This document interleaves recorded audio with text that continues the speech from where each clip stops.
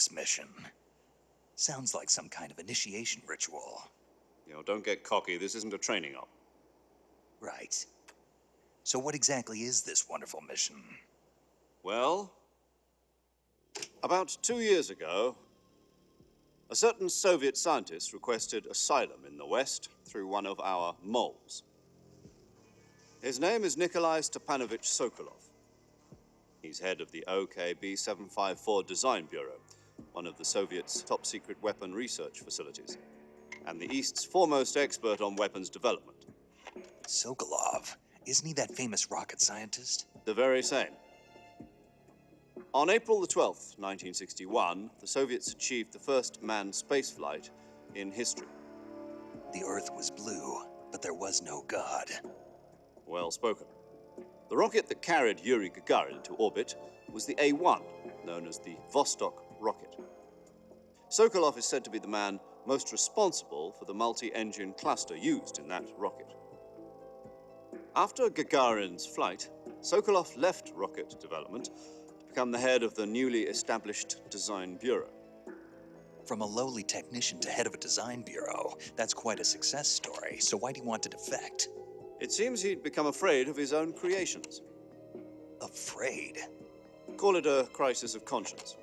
And for that, he left his country and his family behind and went over the fence? Not exactly.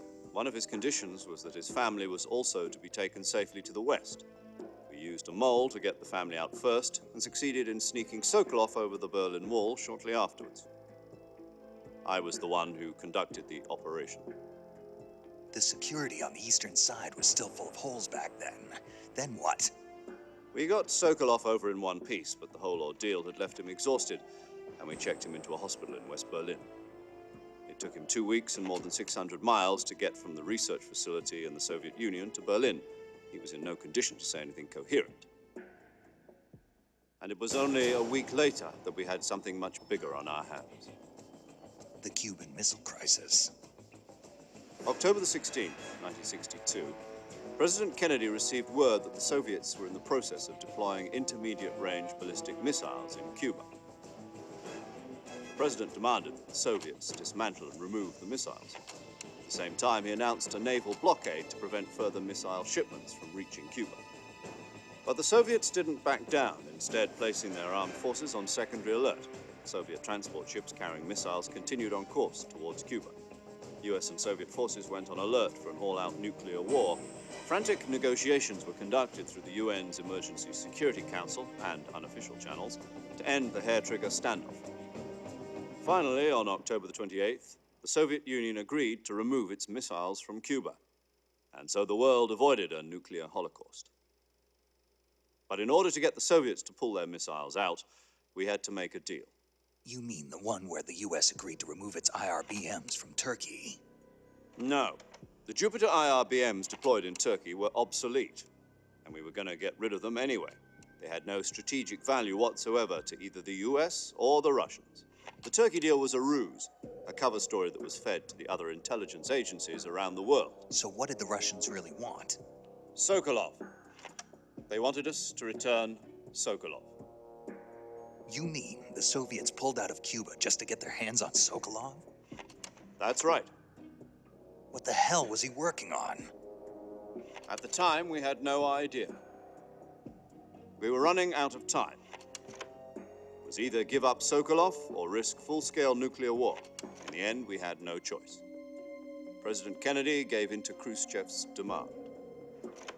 The next day, I got Sokolov out of the hospital, handing him over to agents on the eastern side. Sokolov kept on screaming, "Save me," until he disappeared from my sight.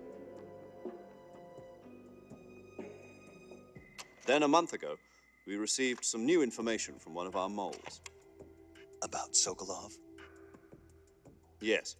He was taken back to the research facility and forced to continue working on the weapon in question under KGB supervision. What's more, it's on the verge of completion. So what kind of weapon is it? Something to do with space rockets? No, missiles. Same technology. I guess you're right. We don't know the details, but it appears to be a new kind of nuclear device. For half a year now, the Soviets have been conducting frequent nuclear tests at Semipalatinsk. Something to do with the weapon, I assume. We're talking about a secret weapon so big that Khrushchev was ready to pull out of Cuba to get it back. Is Sokolov still in the facility? No. According to our intelligence, he's in Selino-Yask, a place in the mountains about 3 miles to the west that's known as the Virgin Cliffs. The Virgin Cliffs. Nice name for a virtuous mission. They moved him there just recently. Why? Apparently, they're conducting a field test of the weapon, but it's our best chance to get him back. This mission would never have been possible if he was still in the research facility. This is our last chance. Sokolov must have known that too when he contacted us.